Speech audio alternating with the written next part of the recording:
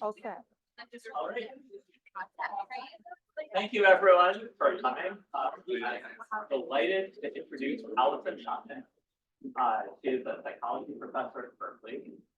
And I'll just tell a little story, which is that my oldest daughter was born in the year 2000. And we got a bunch of different books from our family. I would say we got equal numbers of Goodnight Moon and Alison book on Scientists in the Room. And it was a great book. I highly recommend it. Anything that can help you understand and appreciate your kids is a wonderful, wonderful gift. So that was my first interest. But since then, I've followed work. To me, it's fascinating, inspiring, and I've been delighted to see her start talking about AI today. And just every time I hear even a little bit of what you said, it gives me great news. So without further ado, because I really want to hear what you have to say, I just want to turn it over to you and thank you for coming. Thank you. Thank you all.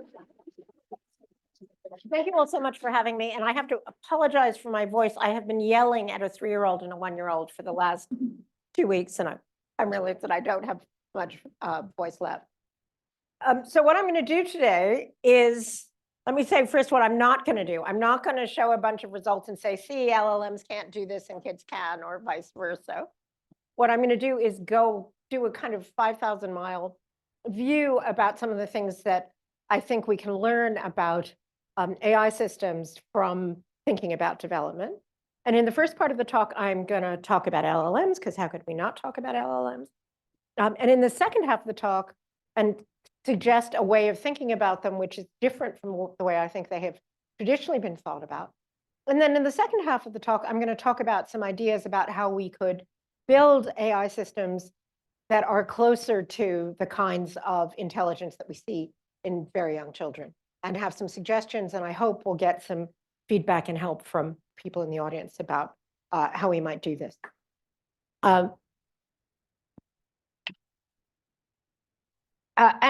Most of the things that I'm going to talk about today are in this Perspectives in Psychological Science paper. Eunice Yu, who is my brilliant graduate student, is the first author to get acknowledged. Okay, so this is the basic start of all of my talks. This is actually a quote from Alan Turing in 1950 in the original imitation paper, the imitation game paper, the Turing test paper.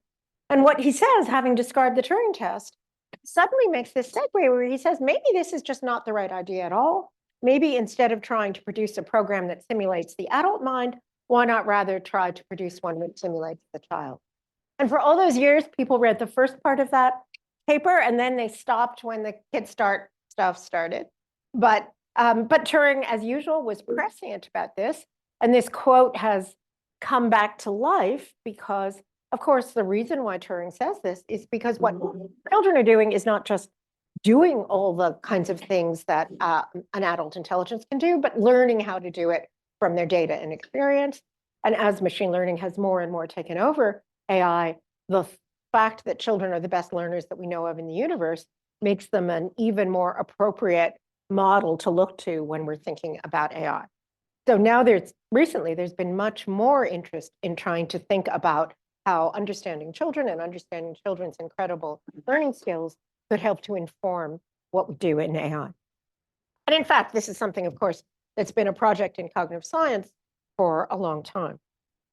Now, one view of AI, which I think is the prevailing view, even frankly, among people who you kind of think would know better, is this view of AIs as intelligent agents. And essentially the thought is that AI systems are like individual intelligent agents that are going out in the world and doing things. And the great question is, are they going to be super intelligent geniuses, or are they going to be evil golems, or both?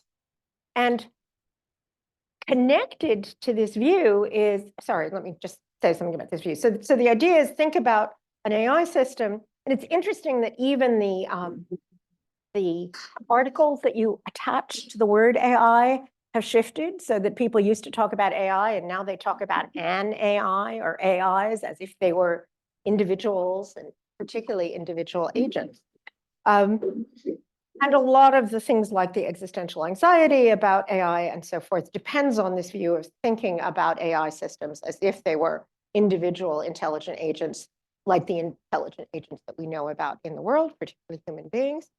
And I think it's maybe worth mentioning that thinking about the golem, the story of the golem is pre-industrial. And as long as human beings have been around, they've told stories about artificial systems that acted like intelligent human agents, and it always ends badly. So not only did you not have to have computers to have these stories, you didn't even really need to have machines to have these stories and to feel as if they was a really terrible idea. So what I want to argue is that this is the wrong way of thinking about AI, and in particular is the wrong way of thinking about the AI systems that we've developed recently in the past few years. In particular, another misconception that I think people, including very smart people, have about AI is that there's something called general intelligence, and that AI systems have bits of it or less of it or more of it. And the picture is this kind of intuitive theory of intelligence, which is that intelligence is some kind of sort of mysterious substance that you can have little sparks of on the one hand, or you can have a super abundant amount of on the other hand. There's probably good reasons why people develop that as an intuitive theory about intelligence. I can talk about that later on. But outside of a few tiny bits of psychometrics, that is not the view that comes out of cognitive science. And it's particularly not the view that comes out of cognitive development. Instead of thinking about a thing called intelligence that you can have a little of or a lot of, instead, what we see in development is a number of different kinds of cognitive functions, cognitive systems that serve very different functions, that operate differently, that have different computational properties. And not only are they different, but they're actually in conflict and tension with one another. They actually trade off with one another.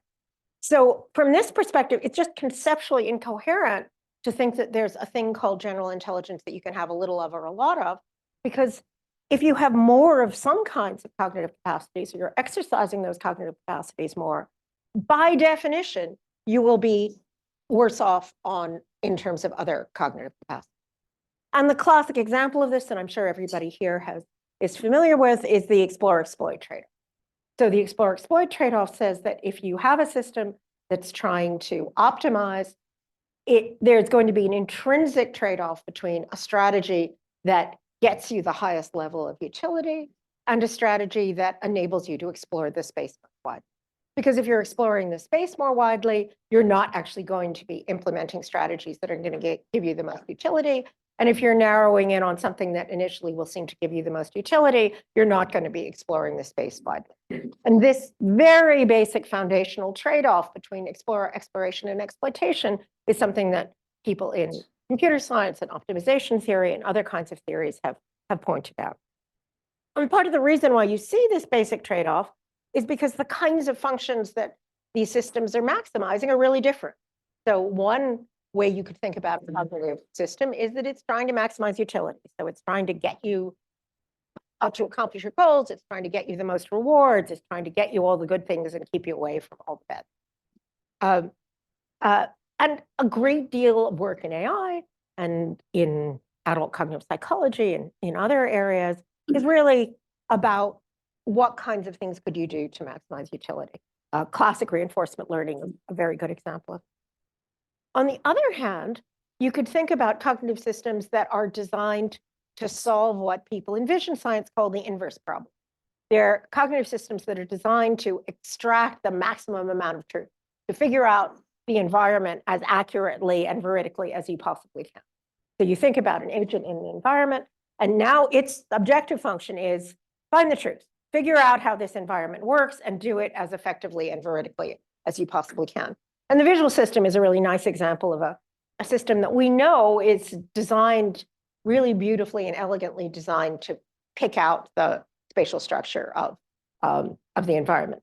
And of course, in the long run, part of the reason why we have exploration is that in the long run, in the long evolutionary run, presumably this helps you to get more utility. But in the short run, what seems to happen is that we have cognitive mechanisms that are designed to try and figure out the truth independently of the utility of that truth. But then there's a third kind of cognitive mechanism that's particularly relevant for humans. And these are cognitive mechanisms for transmitting information from one agent to another. So these are the basic mechanisms that allow culture. And cultural intelligence is notoriously one of the things that makes humans as intelligent as we are, makes us function as well as we do.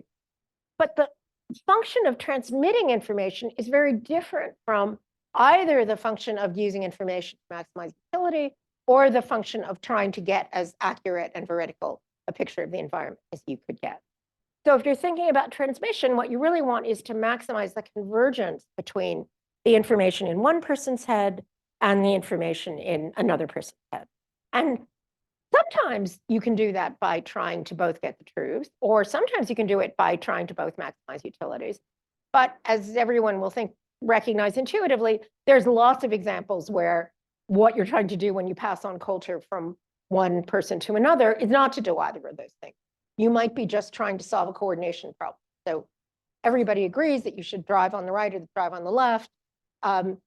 That's not really a decision that makes a difference in terms of your utilities. It's not really something that's tracking a reality about how the world works, but it's a way of getting information to converge across people and solving a coordination problem. The same thing's true if you're thinking about passing on information over large amounts of space or time. So rather than having to reinvent the wheel, find out all the things that people have known before, we can stand on the shoulders of giants and even sort of mindlessly write down the things that people before us have said, and generally that lets us get along in the world fairly well. So what I want to suggest is that these are really fundamentally different kinds of cognitive capacities, fundamentally different kinds of intelligences. And in particular, I'm going to start out by talking, so I'm not going to talk very much about the exploit part. What I'm going to talk about a lot is about exploration and transmission. And because I think these are particularly relevant to development. So on the transmission side, people have talked about the difference between a fundamental tension between imitation and innovation. So one of the things we know about humans is that we learn through culture, and this kind of cultural evolution is something that psychologists studied, and they pointed to this tension between imitating the things that other people before you have done or said, and actually being able to make new discoveries about the world, find out about things like the new causal structure of the world, develop new theories, develop new ideas about how the social world should be structured, and so forth. So this imitation versus innovation tension, you could think of as a sort of transmission versus exploration tension. One thing we want to do is just transmit. The other thing that we want to do is innovate, find out things that are different about the world and our place. And there's very good evidence that very young children, I mean, literally from the time that they're born, do both of these things. So that from the time they're born, infants are imitating what other people do and pay special attention to the models that they see. But also from the time they're born, they're looking out at the world, making new discoveries, making inferences about what the world is like. How does this all apply to AI?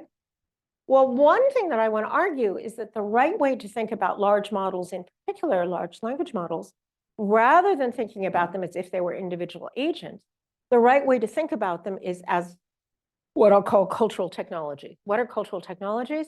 These are new technologies that enable that process of transmission to be more effective. And I think there's a very good argument that over the course of human history, some of the largest changes in our capacities have come not because we, developed a different brain area that could do things that we couldn't do before, but because we've developed these cultural technologies that let us take advantage of all of the discoveries and knowledge that other people have accomplished. And you could argue that language is sort of the example of a cultural technology, just language itself. But over human history, we've developed things like writing, which enables us to not only get information from the people sitting next to us, as you'll see at the end of the talk. I think the relevant the relevant source of transmission for humans is postmenopausal grandmothers. And language can let you know what your own grandma thinks. Writing lets you know what other grandmas in the distant past or in different spaces think. If you think about print, that leads to yet another revolution in our ability to extract information and use it.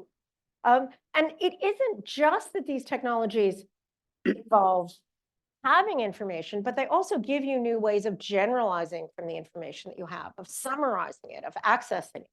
So if you think about something that probably everybody here is too young to remember as fondly as I do, the wooden card catalog that you might still see in the front of the library, that's a really powerful software device that enables you to access all that information that's there in the library in an effective and efficient way. And of course, that's been turned up by the great digital revolution. And I think the really great digital revolution was not the revolution of AI, it was the revolution, sort of unheralded revolution around the year 2000, when all the information in the world became digital.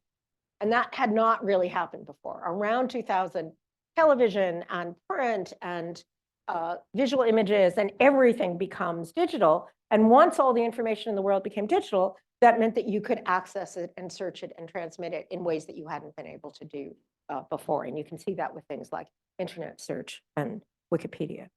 And what I want to argue is that LLMs are just the latest development in this development of cultural technology. They're the latest example of a system that we can use to, literally take all the information that's available on the internet, put it together in a summarizable form, and transmit it to other individuals, allow us to access that information. And from this point of view, asking something like, is an LLM smarter than a 4-year-old is just a category error, as we used to say in philosophy. It's just a category mistake. It's like asking, does the UC Berkeley Library know more than I do?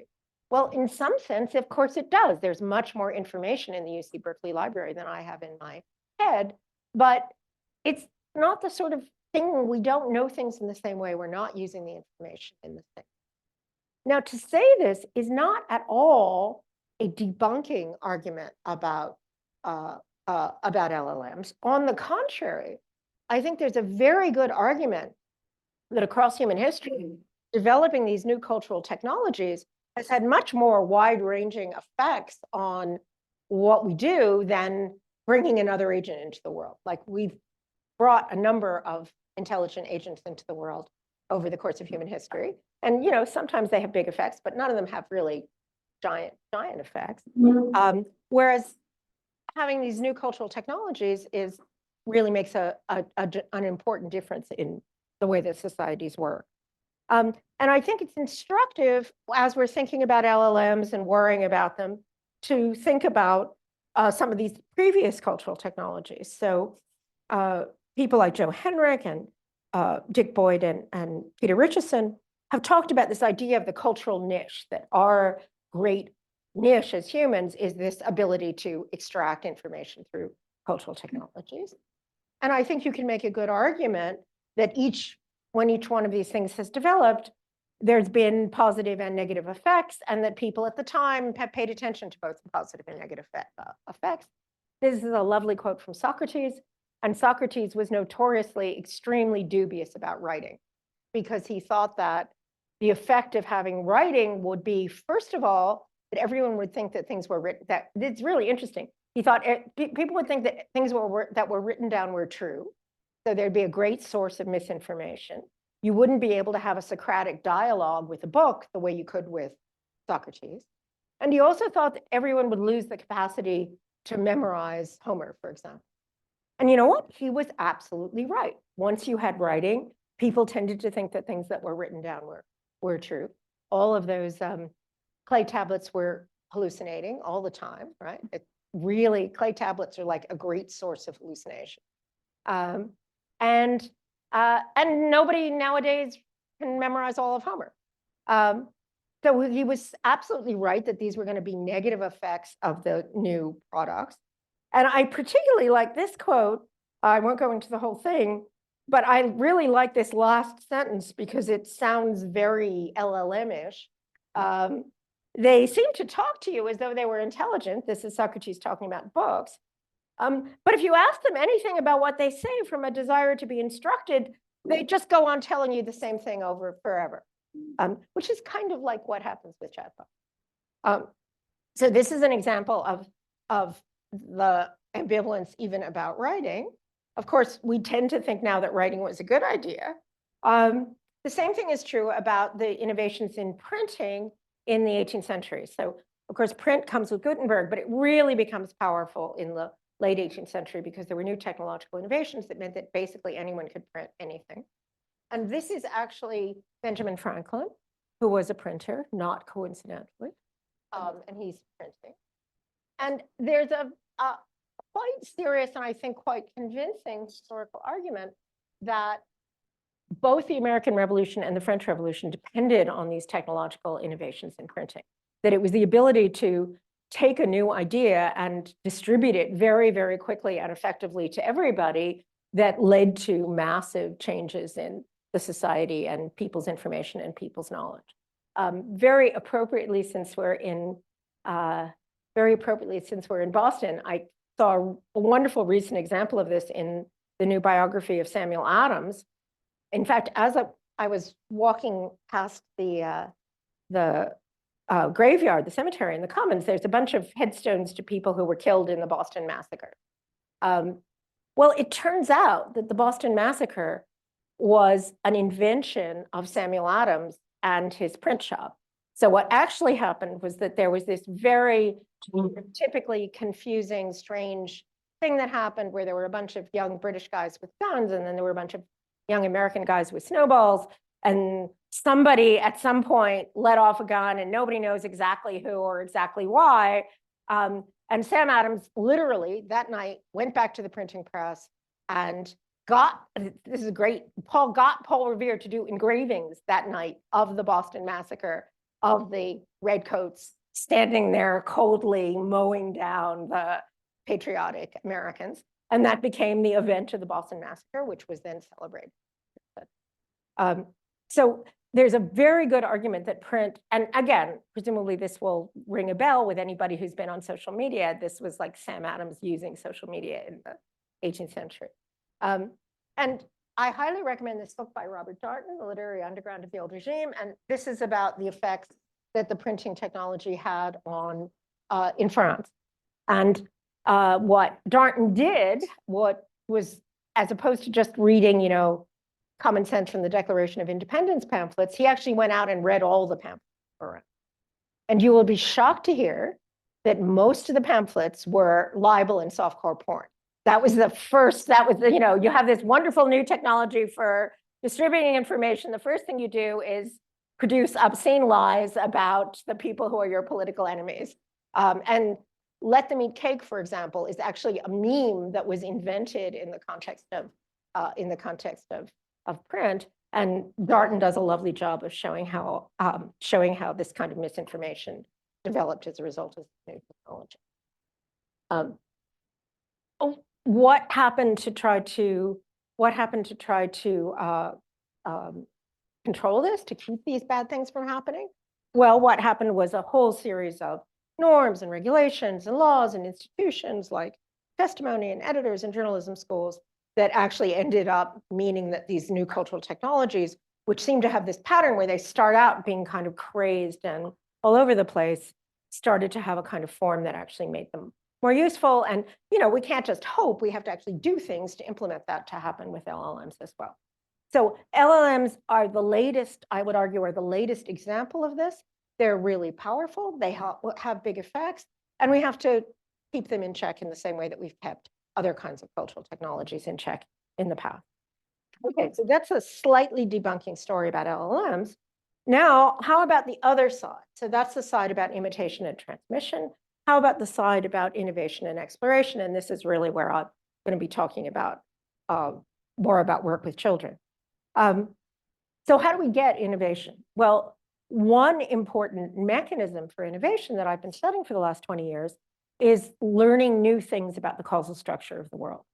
And if you think about science, which is clearly institutionally one of the most powerful ways that we get innovation, the way science works is that we go out and we figure out new things about the causal structure of the world, and then we use them to change the world that we're in.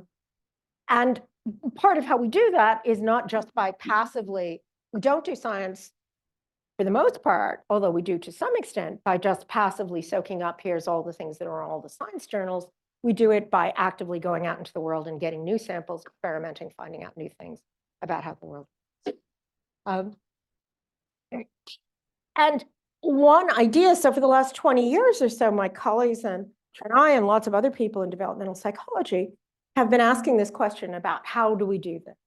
And we don't just do it in science. The big discovery, the reason why that book is called The Scientist in the Crib, is that it turns out that we do this even from the time that we're very, very young. And arguably, we do more of it in the first 5 years or so of our lives, I'll get back to the point later on, than we do even later on in our lives as adults. How is this possible? Well, a very prevalent idea has been to think about causal learning, novel causal learning, as being a kind of Bayesian causal hypothesis testing. And for 20 years, we've used ideas like Judea-Pearl's ideas about causal graphs, more general ideas about Bayesian reasoning and learning as a way of trying to describe how human beings are capable of doing this kind of novel exploration. And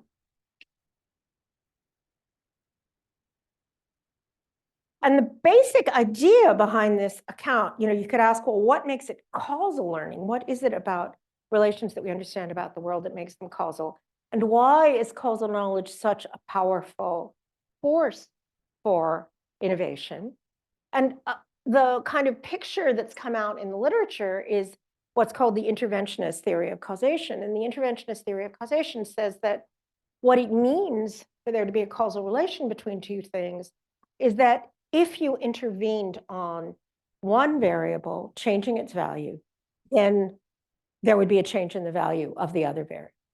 And that's the reason why random controlled experiments are the gold standard for causal inference, because what you do in an RCT is you go in and you isolate a particular variable, and then you do an intervention and you change it, and the result is that there's a change in the value of y. The technical term that I like, that I think is more vivid for this, is it's basically wiggling x will make y wiggle. That's what it means for two things to be causally related to one another.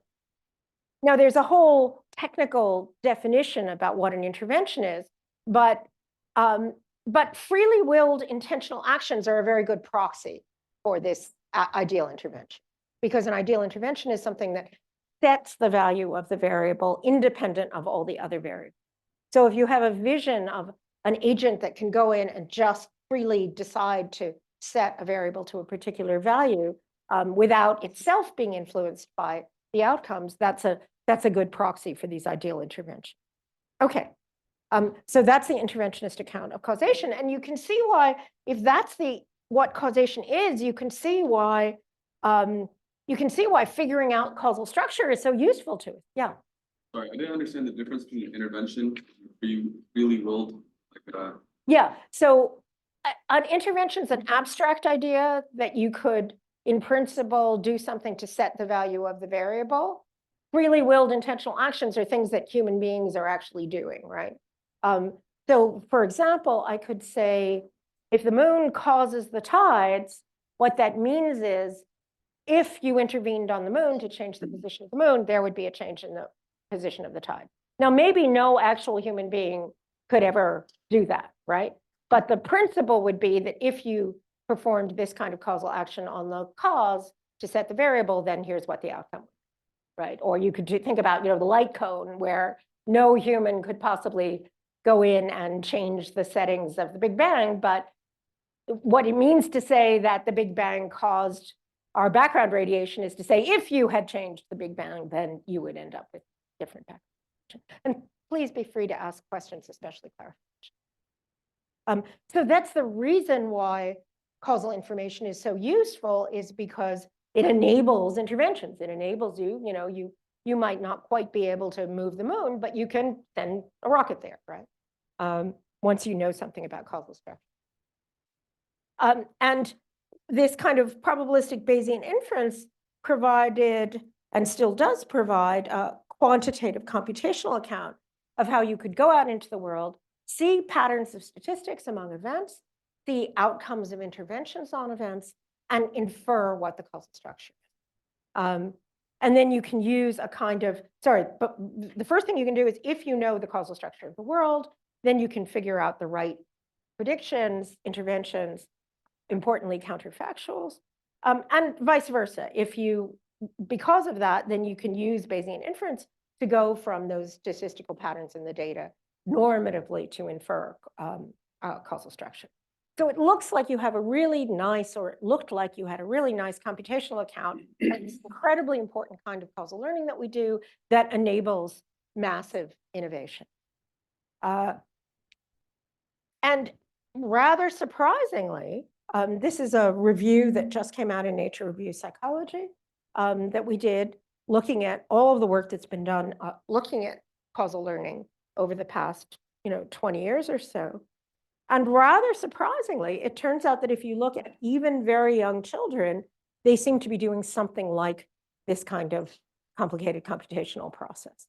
So if you think of all the different kinds of causal learning that I'm describing here, being able to infer complex causal structure, being able to infer unobserved structure, things that you actually haven't seen, unobserved variables, inferring theories of the physical, biological, and psychological domains, et cetera, et cetera, et cetera. Work by me and also by people like Elizabeth, who's sitting right here, and by others, has shown that to a remarkable degree, 4-year-olds are doing. And the basic method that we've used to show that 4-year-olds are doing this is to give them a sample of data about a novel causal structure they haven't seen before, and then see what kinds of conclusions they make about how that structure works. And our basic method for doing this has been give the kids a new toy. So one of the ones that we use is a Blickett detector. You'll see it in a minute. It's a little box that lights up when you put some things on it and not others. We, as the experimenters, decide what kind of data the kids are going to see about the system. And then we ask the kids, sometimes we ask them, how does it work? What's a Blickett? But most of the time, what we do is just say, make it go, and see what kinds of inferences they draw about the causal structure of the system. And using these very simple methods, it turns out that children are extremely good at making these kinds of inferences, even about systems that they've never seen before. And in many instances, better at doing this than adults are. So they're actually better at, for instance, inferring unlikely hypotheses about how a causal system works than adults are. And I'll get back to that in a minute. So this seems like a really foundational human way of exploring, finding out about innovation. And we know, as I said, that children can use this to learn novel causal structure. In the experiments I just described, we give them the data and then they draw the conclusions. But a big question is, could they just do this themselves? And this gets back to the explore-exploit trade-off. Could they just be motivated to go out into the world, explore, get the kind of data that they need to be able to develop novel causal structure? And what kinds of a motivational or computational system would actually enable them to do that in an intelligent and efficient way? And there's a bunch of empirical work, again, by Liz, among others, that's shown that they do this, that kids are experimenting and playing in ways that help them to get causal information. But we don't have a good computational account of how that goes on. And we still don't have a good computational accounts of that kind of active learning. And it's striking that if you think about things like the LLMs don't do this, right? The LLMs don't actually try to go out into the world and get more data themselves that will be the right kind of data to revise their structures and enable them to do new things. Maybe we don't want to let them do that, but it is really striking that that's something that they don't do. And as we'll see in a minute, that contrasts with other kinds of systems, like certain kinds of reinforcement learning systems that do seem to go out and act in the world in a way that enables them to get data that will let them update their models of the world. Oh, and here, let me show you an example of this. Apologies to those of you who've already seen this. So here's a 4-year-old, and he's got a Blickett detector, and he's trying to figure out how it works. This makes that light up the box. How about this? Sorry. Okay, so he starts out, what you can see is he starts out with this hypothesis that it's the yellow heart is what's going to make the box go. But wait a minute, that doesn't work on the other side. This one's lighting up and this one's not. So that means Okay, so it's the order of the blocks.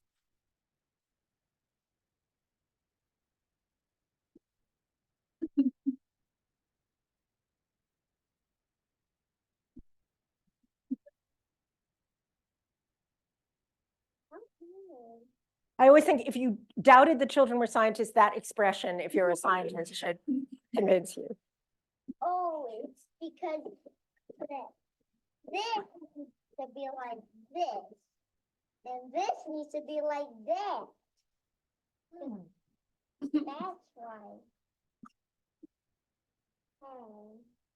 The wrong way. Okay, this is his suggestion.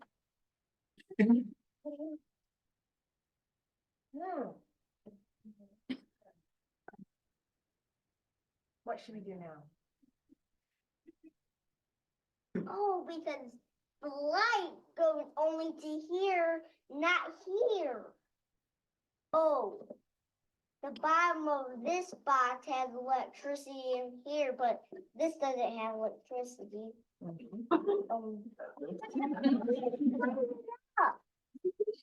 you need to put 4.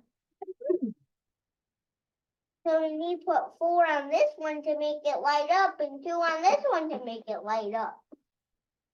Okay, so aside from being an incredibly adorable and articulate kid, I did this in a bear in our computer science thing, and I got a question which was, when can I get this kid as a postdoc? But actually, when we do the experiments, you see the kids doing this kind of thing. So the kids seem to be spontaneously producing the kinds of experiments that would enable them to solve these problems. And they seem to be doing it in some sense in the way that you might expect if you were a Bayesian, by testing out various kinds of hypotheses. It's 4, it's this one, it's this shape, and then trying to see what the data are from those kinds of tests. So this little boy is looking a lot like a kind of classic scientist. But what we wanted to do was, first what we wanted to do was try and see, suppose we compared agents and children systematically trying to explore and solve some of these kinds of causal tasks. What kinds of exploration would we see? And could we make a systematic account of what they were doing that would apply both to agents and to children? So this is with Eliza Kosoy, who's my student, and then with Jasmine Collins and David Chan, who are in the computer science department. So what we did, first of all, and this is in these two papers, was we took a task that is one of these tasks that children are actually better at than adults, which is figuring out a causal over hypothesis, that is, figuring out the abstract structure of a causal system. So now not just which blickets make it go, but what kind of a causal system is it? Is it a conjunctive system, which means that you need to have 2 causes to bring about the effect? Or is it a disjunctive system, the more common assumption, which means that an individual cause will either make the effect go or not? So in this case, what that means is it an individual blicket you put on? If you put the blicket on, it makes it go. If the blicket's not on, it doesn't. Or is it that there's some combination of blocks that you have to be able to make the machine go? And the question is, could kids infer that abstract structure, that abstract higher level causal structure from the data that they observe? And in earlier experiments, we showed that if we gave them the data, they were very good at inferring that abstract causal structure. And in fact, we're better at doing that than adults in the conjunctive unlikely case. So the adults just sort of knew something about how they thought the machines worked, and they just applied that knowledge and they ignored the data. And the kids actually used the data to figure out something more abstract about how the system worked. So what we did was to design this online blicket detector. Perhaps the most interesting thing about this experiment is that when we first started this work 20 years ago, we actually had to build the damn blicket detectors because we couldn't get kids to do anything on a screen. And in 2020, kids are extremely happy. 4-year-olds are totally happy to do things by interacting with a screen, and perfectly happy to think of a screen as a. This was during COVID. which is part of the reason why we were motivated to do it online in the first place. So you can see that what you can do is do various kinds of tests with the objects on the detector, and then you can see what happens. And I won't go into all the details of the experiment, but over a course of 4 or 5 minutes, the children generated enough data to discriminate between these two general overhypotheses. So just in the course of playing, usually about 20 to 25 trials, which we just told the kids play with a machine. They actually got the evidence that they needed to discriminate between these two alternatives. And in fact, most of the children got the answer correct. So they would choose the right kind of pattern of blickets, depending on whether it was conjunctive or disjunctive. And we had one condition where we actually told them what the hypotheses were. We said these could work one of these two ways. They could work where you needed both of them, or they could work whether you did one. And the other, we didn't even give them the hypothesis. We just said, come and figure out how this works. Yeah. So the graph you showed previously suggested that only about half the children produce enough evidence to disambiguate. Right. More than half of them are doing, or like on average, they're doing better than that. Right. So, right. So they didn't, not all the kids could produce all of the evidence, right, that would completely disambiguate between the two of them. That's right. But they got enough so that it made one hypothesis more likely than the other. So if you really wanted to, definitively rule out one possibility, more than half of the kids got enough evidence to be able to do that. But a bunch of the kids made the inferences even when they didn't have the full evidence. And you can see the sort of crucial thing is figuring out what you would do to make it go. And again, the kids were using 2 objects in the conjunctive case and using 1 object in the disjunctive case.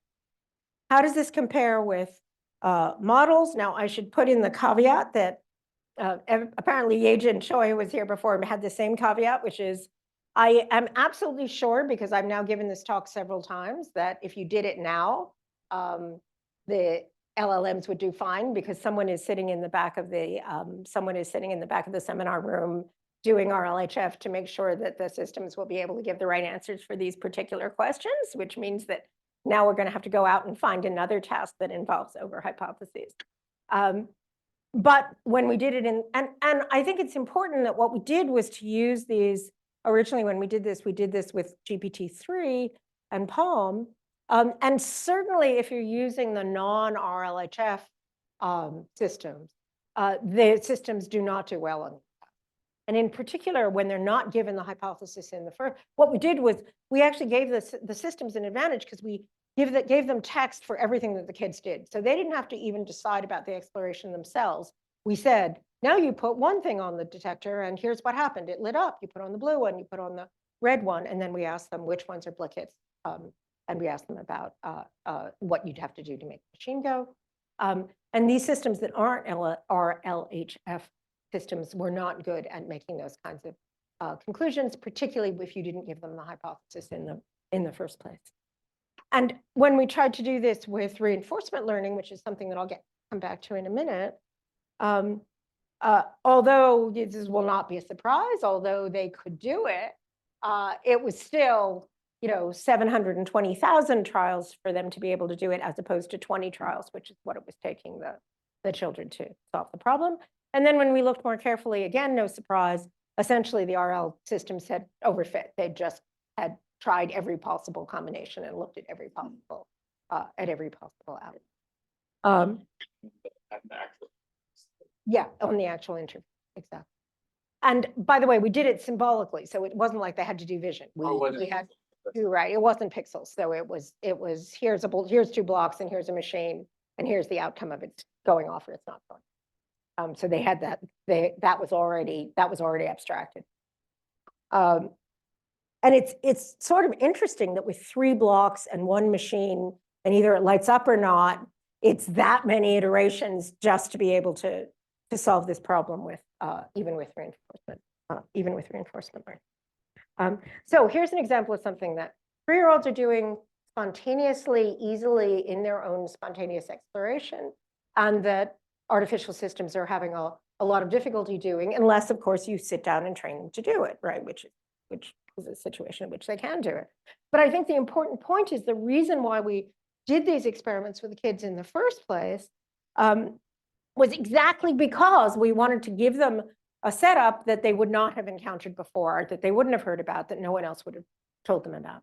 And I think this has turned out to be generally true with LLMs. As I say, you can probably do some prompt engineering and special training and so forth to get them to do whatever you want. That's the whole point. But in terms of their spontaneous capacities, they're very good at causal inference in familiar vignettes, because after all, that's there in all of the training data. So they'll tell you what will happen if a glass breaks, for example. But they're not good if they have to learn a novel causal structure that actually isn't there in the training data in the first place. And this echoes things that Tomer and others have done, where you can show that with intuitive theories in general, they can make some generalizations, because after all, people have intuitive theories, and when they post things on the net, they reflect their intuitive theories. But what they're not good at doing is figuring out what to do in novel cases. And of course, this is true about these systems very generally. The great challenge is for them to be able to generalize. So the kids have been, the kids, they're already 4 or some age like Right. that. So they may not have tried this particular task, but they know that you can stack blocks. Mhm. They have a lot of, their priors, I would think, are pretty rich. Whereas the RL algorithm, I suspect that you used probably started off with a total flat, kind of uninformative prior. And so I wouldn't expect the RL algorithm to compete, given that the children have been practicing how many years, 4 years or something like that, whatever number of time they've been doing block stuff. Well, but remember, that's part of the reason why we use the symbolic.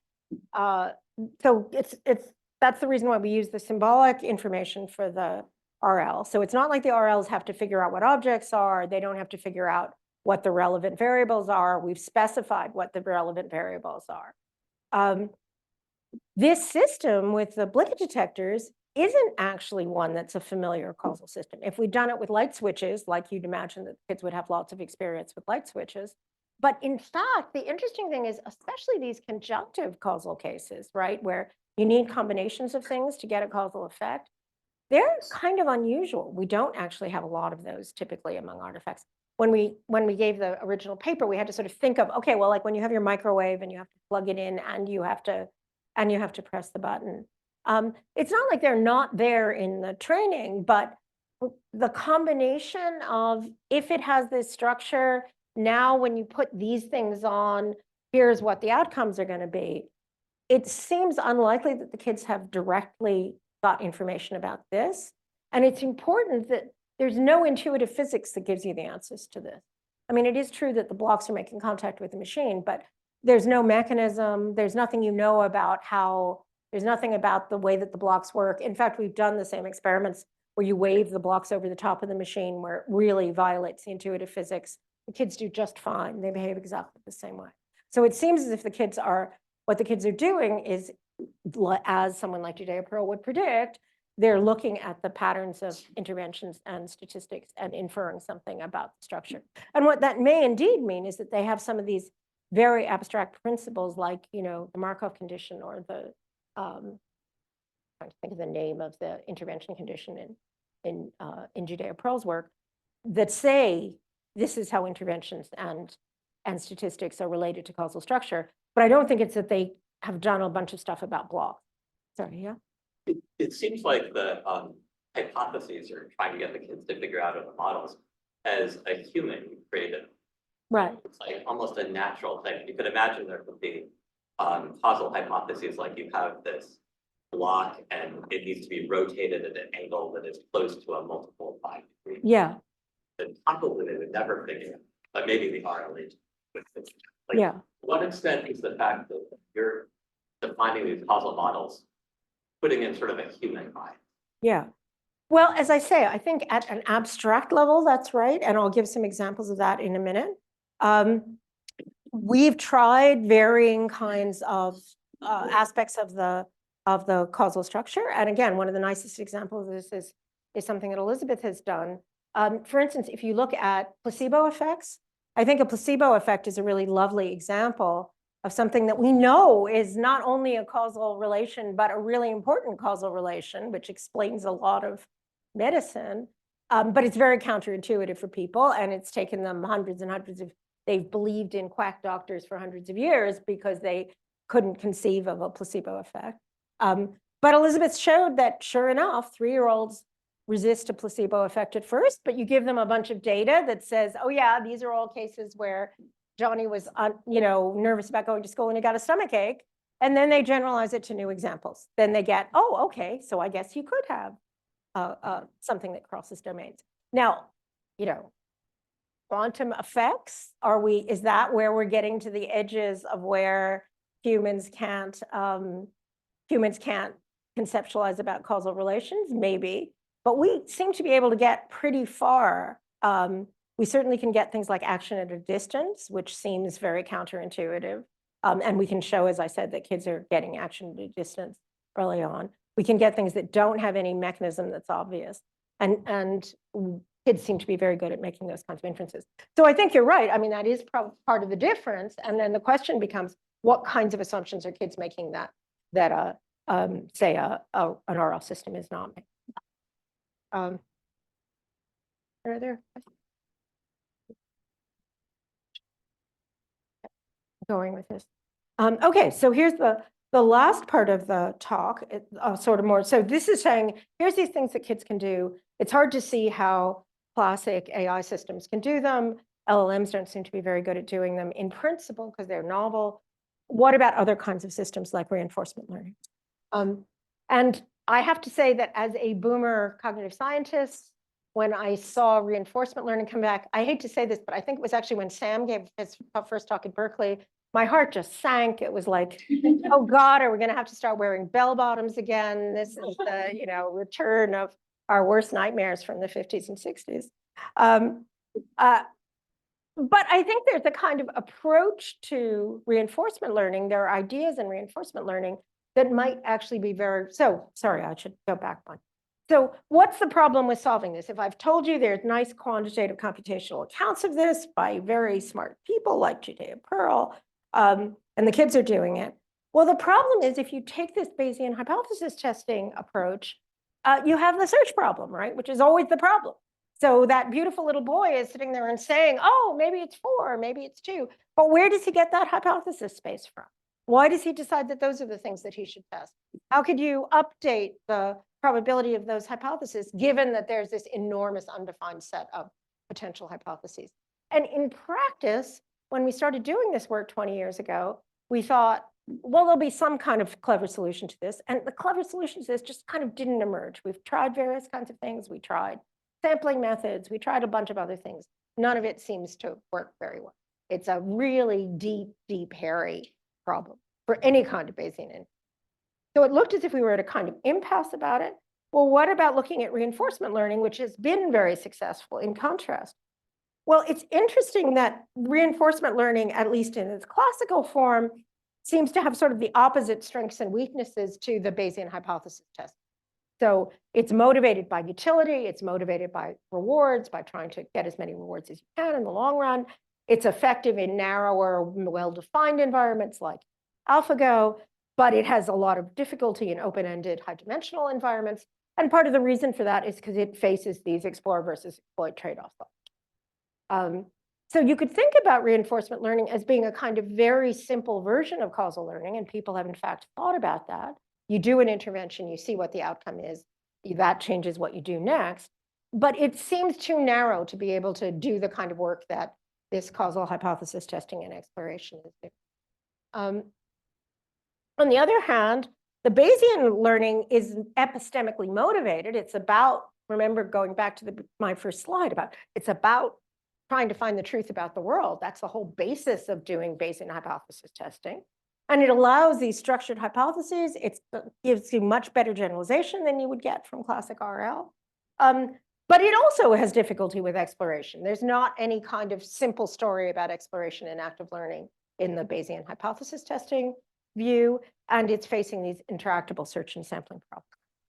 And the last thing that I want to talk about is an idea that I've been very interested in recently, which is, are there ways that we could change reinforcement learning in a way that would give it the strengths of causal learning and reinforcement learning?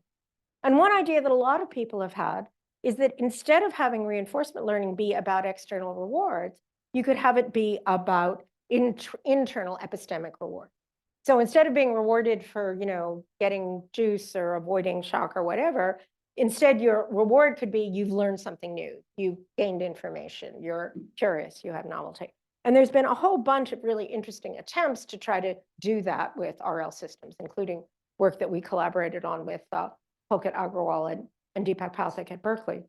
The problem is that information gain seems to be too broad a reward.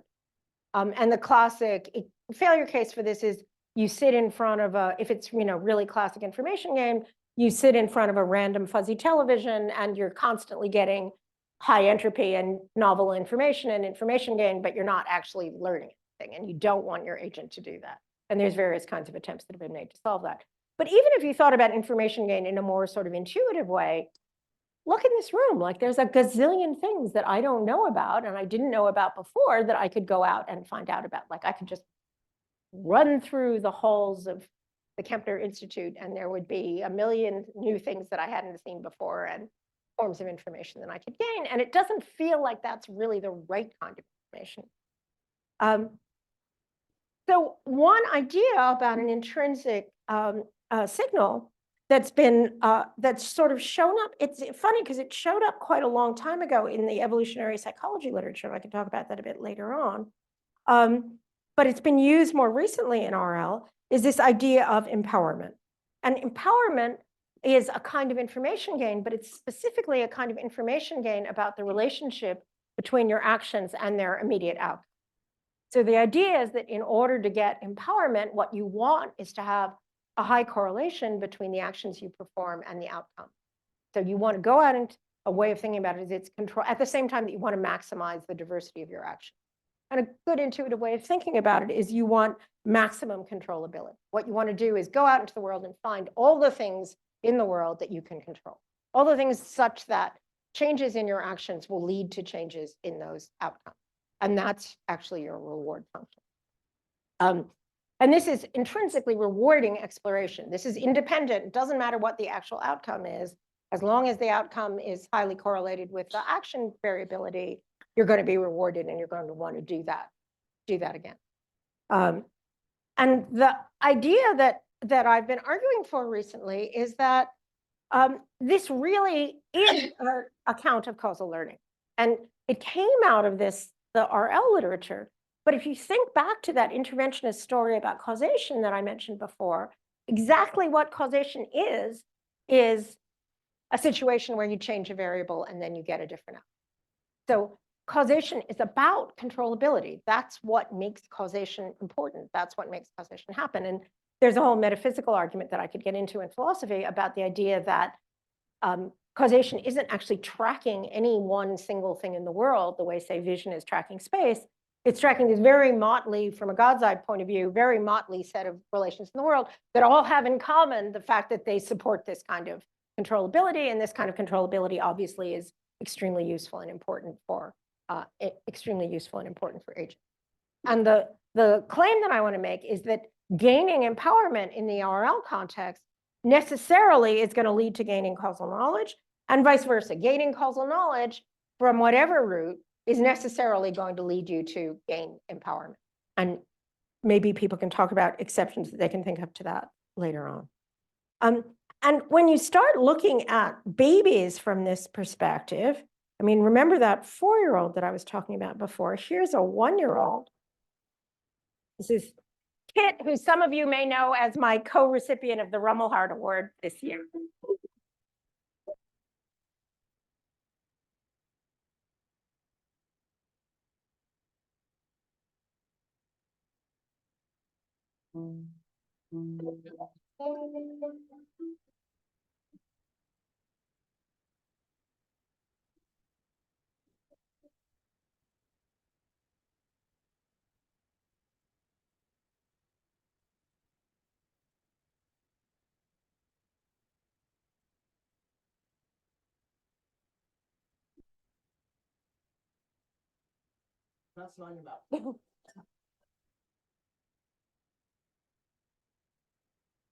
Example, because you can see that what he's doing, and again, it's kind of a nice thing about having grandchildren in this age is that, you know, every morning I get like 4 videos, and this is essentially the random video that I got yesterday from about Kit's behavior. But in those 4 random videos, what you'll see is a 1-year-old taking an object, trying out all the different variants of actions that you could perform. I could hold it from this end, I could hold it from that end, I could put it on the top, I could do it softly, I could do it loudly, I could do it with my hand, I could see what happens if I do it from the other end, and working out all of the relations between the kinds of variations in action that he's performing and the outcomes, and really loving this thing, the xylophone, because the xylophone and the stick supports that kind of high level of empowerment in a really effective way. The Wired magazine at one point had a list of the 10 best all-time toys, and the top 10 of all-time toys is a stick. And a stick is like a fabulous empowerment device. It's like the world's best empowerment device because there's an incredible range of things that you can do with an incredible range of different kinds of outcomes that you can come up with, including in the case of one of my grandchildren ending up in the ER because you split your lip and your grandmother has to take you to the ER. So it's not about utility, but it is about thinking about empowerment. And I like this example too, because this is his grandfather in the background is showing you what you can do if you really causally master the relationship between hands and musical instruments. And in fact, it turns out that there's a substantial literature in psychology, but interestingly, quite an old one from the 70s, which showed that even infants, even 2 or 3-month-olds, are driven by empowerment. This is work by Carolyn Roby Collier, and it has an interesting history from the boomer cognitive science perspective, because it came from people in the old days of reinforcement learning saying, well, can babies do reinforcement learning? And what Carolyn did was set up this very nice paradigm where you tied the baby's foot to a crib mobile with 3-month-olds, and then you just let the baby go, saw what the baby did. And what she found was that the babies, first of all, giggled and smiled and loved doing this. They were not very interested in the mobile. If you just showed them the mobile, they'd look at it for a few minutes and if you were the one who was doing it, and then give up on it. And they would do all these variations in their actions and then look at what the variations on the mobiles were. And Carolyn's conclusion was, you know, this is really strange. I was setting out to try and see if they could do reinforcement learning, but it looks like the reward for these babies is the contingency itself, not anything about what the external utility is. And there's been much work since then that's replicated this. I think this is a very general finding. And it suggests that even these very, very young infants are already looking at to try and find these contingencies. And again, work that Elizabeth and others have done suggests that something like this is happening in preschool or experimentation as well. I guess we're running out of time, so maybe I'll skip this for a minute. And so the picture that I want to argue for is that you could imagine a system that starts out with this empowerment, intrinsic epistemic motivation for action, for looking for actions where there's a close relation between high mutual information between the action and the outcomes. It doesn't yet have to have the kind of causal hypothesis that that 4-year-old little boy has to have. All that agent has to do is go out into the world, perform its repertoire of actions, look at the events, presumably with some kind of intuitive physics kind of analysis of those events that are happening shortly thereafter, look for correlational relationships between those, and use those to make the first pass at what the causal structure, of the world.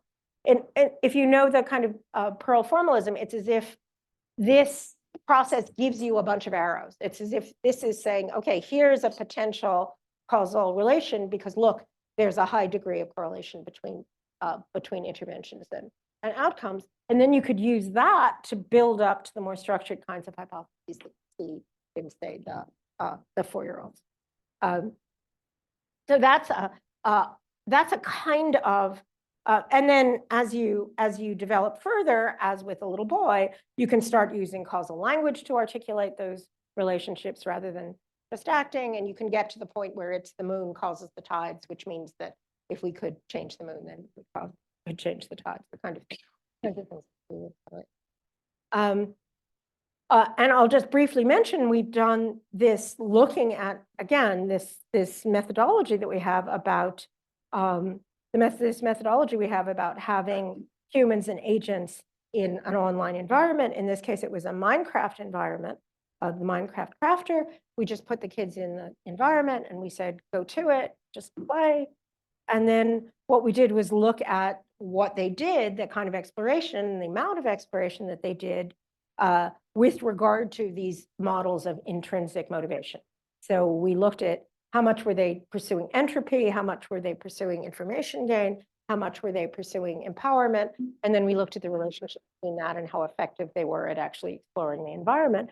And what we found was that their empowerment scores predicted how well they were exploring the environment. And what we're trying to do now is design agents that have either are pursuing novelty or entropy or empowerment, and then trying to see how effective they are in trying to explore these kinds of causal environments.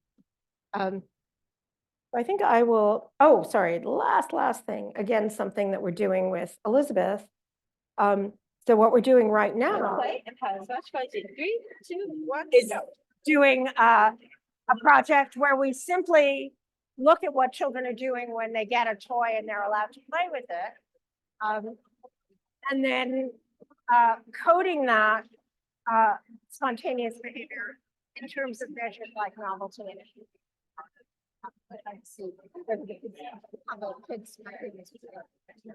And I think you can sort of see intuitively that just a child sitting in front of these toys is performing a lot of things. And play and have. Okay, and I will skip over human life history and love because we're running out of time, and I'll just mention my acknowledgements and funding, and we could talk about some of the life history later on. But the conclusion that I want to draw is if we're going to understand what's going on in AI, we need to understand something about cognitive science, and particularly what's happening in children. What comes out of that is that there isn't any unique intelligence. There's a lot of different kinds of cognitive capacities. I think the way to understand things like LLMs and large models is that they're related to these processes of cultural evolution and transmission. But there are other kinds of AIs, like some of the things that happen in robotics or in reinforcement learning, particularly these intrinsically motivated ones, that might actually give us a better way of approaching things like the kind of novel causal learning that seems to enable human beings to progress as much as they can. And I'll stop there and take questions.